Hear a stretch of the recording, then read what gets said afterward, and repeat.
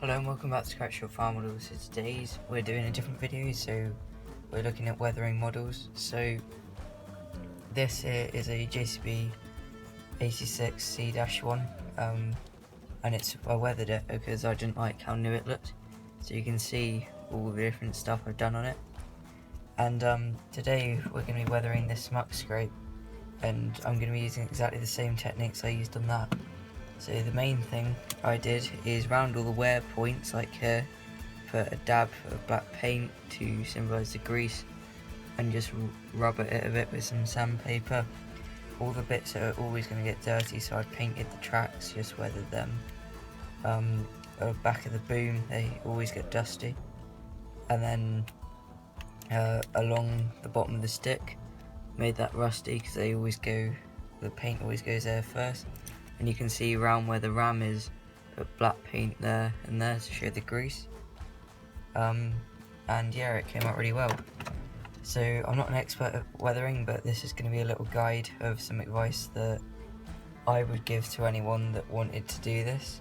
So to start with, this is just a muck scrape and this is far too clean. So we're going to weather this up so it looks old and dirty. So the main things we're going to be using is a little bit of dirt, and some paint and a little bit of glue. So let's get into it. So to start with, I'm just going to rub some dirt over it. So this is just a cup of really fine sieved dirt, and then I've got some just PVA glue, and then I'm going to just run a dab across it. So you might have noticed in one of the videos this had been lightly weathered before, but I did a rubbish job of it and did it with hot glue, but it hadn't really worked. So what I'm going to do is just use my finger. I'm going to make sure there's more dirt towards the bottom, because that's where it normally is. And then I'm just going to sprinkle dirt over to be the muck. Then I'm going to build it up a bit thicker at the bottom and put it on thinly, very thinly at the top. And as you can see, that makes a difference as it is. Then just shake off the excess, and once that's dry it will look a lot better. So now I'm going to put some dirt on the side pieces. So I'm going to pull these round, flip that round, smear a little bit of glue on it, not too much. Just put a dab on my finger.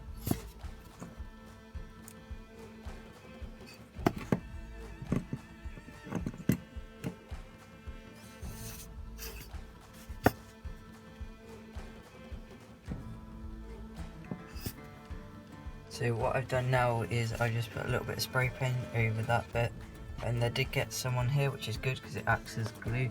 And then I'm just going to sprinkle some more dirt over it all, so it looks really old and muddy. It doesn't matter if you get paint anywhere else on it, that's why I didn't bother masking anything. Good, you just sprinkle dirt and it blends it all in.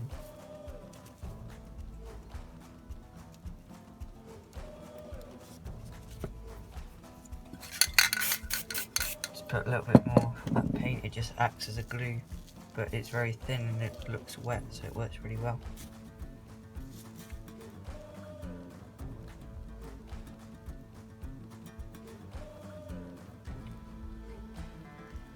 So it needs a little bit more glue just on the edge, because there's always going to be stuff here.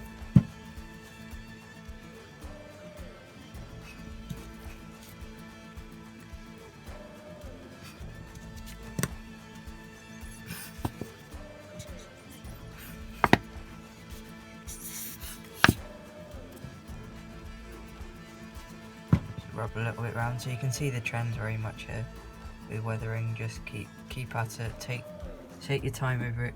You can do it so you can always wipe it off.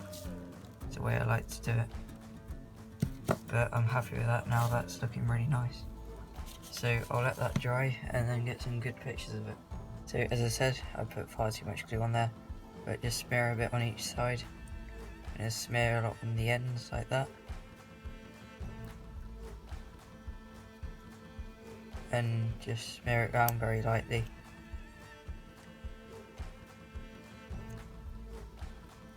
Smear it all over by all the obvious spots. And then again, just going to sprinkle it on.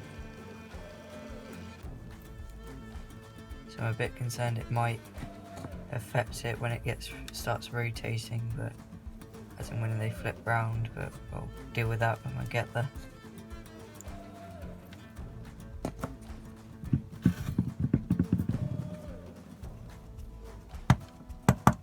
Let's give it a bit of a tap to get rid of it all. And you can see how good that's looking. Now I don't like these bright silver frames, they look so unreal to me. So I'm going to paint the frame in black. So I'll spray that.